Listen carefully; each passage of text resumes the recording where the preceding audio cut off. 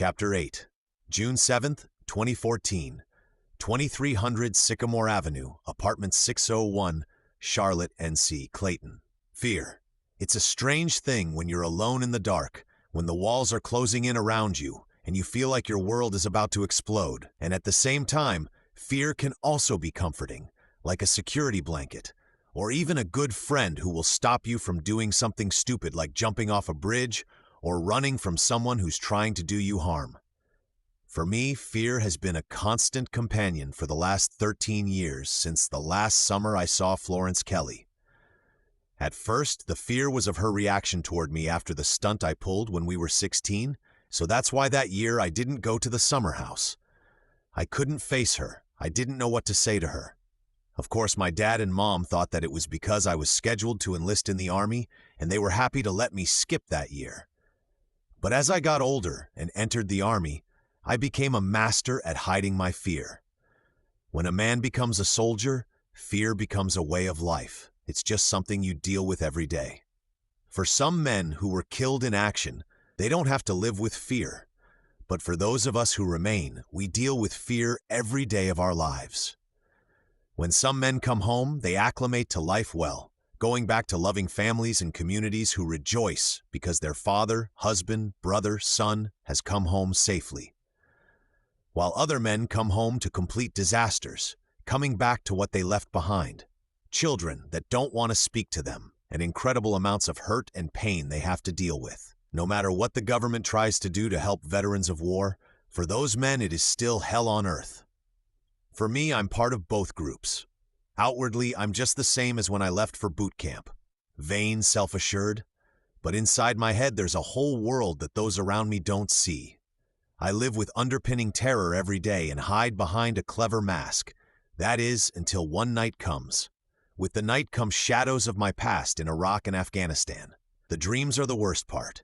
It's almost as if night after night I'm back at the front lines fighting the enemy. Seeing Sarah again, feeling her arms around me, feeling her lips against mine, and hearing her melodic voice say, "I love you, Clay." Or seeing Paul and I go through basic training together and being shipped to the front lines at the same time, promising each other that we would have each other's backs no matter what. And then usually, I won't go there for now. It's too painful and dark. And every time I let myself think of what happened to both of them, it's like I can't breathe. Like invisible arms are suffocating me, wrapped around my throat so tight, squeezing me to death, so I never, ever let my mind go to what happened to my beloved fiancé and my best friend. Right now, I just woke up from one of those dreams.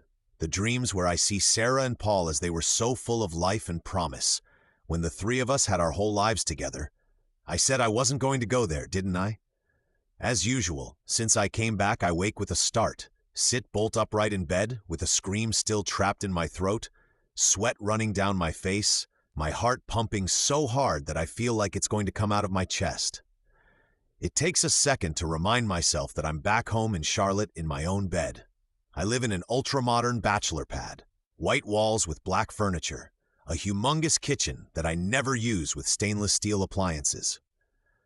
I also have a large ensuite bathroom with 2 sinks, heated floors, a rain shower head, and water jets that shoot out from every corner. I also have a tub that can seat 2 people comfortably. My bedroom has the same black and white color scheme as the rest of the house. I have a side table with my alarm clock and a lamp. My bedroom also has the biggest walk-in closet I have ever seen in any apartment. It's divided into sections for shirts, pants, hats, and shoes. I even have a special heated drawer for my boxers and boxer briefs. Most people have a living room with their TV, radio, and everything else. In my apartment, I have a complete movie theater-style room with a 70-inch flat-screen TV and my own movie screen projector. Play and any and every movie I could possibly want. You may be wondering how I could afford such luxury with such a meager Army salary. The answer is my daddy. When he heard about the medals I received for being on the front lines, he offered me free rent as a gift to show me how proud he was of me. This apartment is actually owned by one of my daddy's best friends. All this looks really great, but truthfully, sometimes I wish I could take it all back just to have some quality time with daddy. My daddy's all about the fact that I fought in the war. That's all he talks about. That I'm part of the legacy of the prior men. It's like he doesn't see me. He only sees me as part of the dynasty of great soldiers. Don't get me wrong, I was honored to serve my country, and if asked, I would do it again, even after everything I've been through. But sometimes I don't want to be a part of any legacy.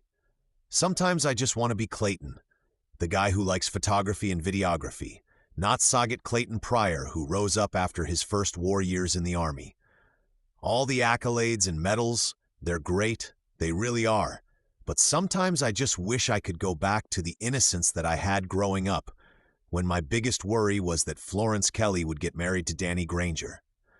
Those were sure simpler times, times when life was easy and carefree, times before Sarah and Paul. I took a deep breath, flopped back down on my pillow, and tried to sleep, but every time I closed my eyes, the images haunted me and threatened to take me under, to a place worse than death, to a kind of hell that is impossible to describe. Unless you've been through war and seen the kind of horrific things that I have, you would never be able to understand, and for that I'm glad. I would never, ever, ever want anybody to go through what I did. Fighting to keep peace on Western soil is a great thing to do. Freedom is a priceless commodity that we can't afford to lose. But sometimes I wonder if it was all really worth it. Is it worth all the pain and suffering that I've seen myself and others go through? When these thoughts come to me, I immediately say without a doubt, yes, it's worth it. It's worth all of it. I closed my eyes for a third time and realized as usual that sleep tonight is a futile endeavor, so I got up. As I went through the mundane routine of brushing my teeth, washing my face, and eating my breakfast, I saw images everywhere of the past, like hands that are going to grab me at every moment. Some days are better, other days are worse. Some days the memories are so vivid and unrelenting that I either want to stay in bed and sleep for the whole day, or just end it all by getting in my car and driving off the cliff or jumping off the nearest bridge. Psychologists like to call what I struggle with post-traumatic stress disorder, but I like to call it my own private hell, a torture that is never-ending, or a demon that has me in its hold and won't let me go no matter how hard I try. If I let them, these thoughts would drag me down to a place so dark, so lonely, a place where the depth of my despair would know no bounds. A place in my mind where the feeling is beyond description, and to come into the light would be utterly impossible. Before I get to that stage of depression, I did the only thing that offered me a bit of a reprieve, headed to the 24-hour gym, which is a 5-block jog from my apartment building. I put on my running gear, grabbed my gym bag and water bottle, and jogged out the door. I pressed the down button of the elevator, and as the door opened, I am relieved to see that I'm alone. No need for small talk this morning. I live in a luxury apartment building right in the heart of Charlotte. The lobby has marble-tiled floors and a reception desk with marble statues by the doors.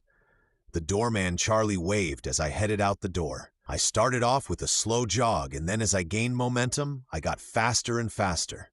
Pretty soon, I felt like I was flying, like my legs and arms had a mind of their own, and I had no choice but to follow. It is on mornings like this, when the sky is overcast with little drops of rain starting to fall, where I feel most free, like even the weather is agreeing with my mood, and that in some strange way makes me feel somewhat better. Even though it was overcast and it started to rain, I looked up briefly at the sky with my legs and arms pumping. In the distance, I heard a school bell ringing. As I jogged a little bit farther to where I could see the elementary school clearly, I saw students picking up their book bags and filing into the school. As usual, when I passed the school on my morning jog, I felt fear overcome me in a death grip designed to choke the very life out of me. Memories of what happened that fateful day came flooding back to me, threatening to steal what sense of normalcy I'd gained since I'd come back from Afghanistan. My heart was pumping hard now, not like before with the exertion of running. This heart pounding, this feeling that my heart was going to come out of my chest and explode, was a result of complete and all-consuming and unrelenting terror. The kind of terror that takes over one's being. The kind of terror that has a will of its own. The kind of terror that says you're mine and you will never be normal again. My breaths came out in short, shallow puffs of air. In essence, I was fighting for my life, trying to come up from despair to the light. I grabbed onto a nearby tree. Tears streaming down my face, I looked down, and the grass in front of me was no longer grass. Instead, what lay before me were the bloody and mutilated bodies of children's limbs scattered in all directions as far as the eye could see. I covered my face, not wanting to see anymore. And when I took my hand off my eyes, everything was back to normal again. The grass was grass again, and everything around the neighborhood was quiet. Despite what had just happened, this was my favorite part after having one of my attacks. The part that assures me everything is right with the world again, and my days in death and destruction are long over. At that moment, I looked up at the sky and could see the sun trying to get through the clouds. The weather this morning reminded me of myself, although most times my mind, body, and soul were full of darkness and clouds. There was something in my spirit, a still small voice somewhere saying, "Get up and move forward. Don't quit. It won't be like this forever. There is light at the end of this tunnel. This will all be worth something someday. All the pain is hard, but it is all part of the process. You will see victory." That is the voice that keeps me getting up in the morning. The voice that gives me the slightest hope that I can be free of these demons and live a regular life. A life with real joy and fulfillment. I don't know how I will get there, but I will. I arrived at the gym, showed my gym membership card at the front desk, and checked in. Kim, the girl at the front desk, gave me a smile. "You're early today," she said. I gave a half-hearted shrug and said, "I've got to go to my parents' house for 2 weeks. It's a family thing." "Oh well, have fun," she smiled. "Thanks, I'll try," I said. I haven't been to the summer house since I was 16. And to tell you the truth, I'm not looking forward to it.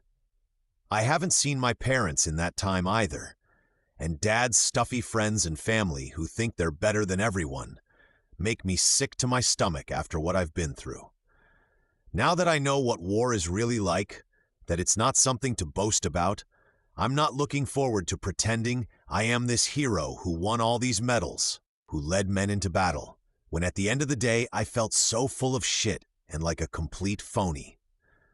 It's unbelievable, but Mama really wanted to see me, and I missed her though. I wish she would stand up to Daddy once in a while, speak her mind. But you can't have everything you want, I guess. I did my usual workout, 100 push-ups, 100 sit-ups, a half hour on the treadmill, and 10 repetitions with 250-pound weights. All throughout my workout, I thought about how it would be to see Florence Kelly again. I heard she was going to be there as well. I wondered if she was going to be the same, aloof, know-it-all. When I first met her, she always was, or perhaps life wore her down, gave her some hard knocks that she was still trying to recover from. Well, I'd just have to wait and see. After my workout, I had a quick shower, put on clean shorts and a t-shirt, and headed to my car for the journey to the summer house. I'd been going to the summer house ever since I could remember, but in my gut, I knew that something would be different. Something would happen, something that would change my life forever.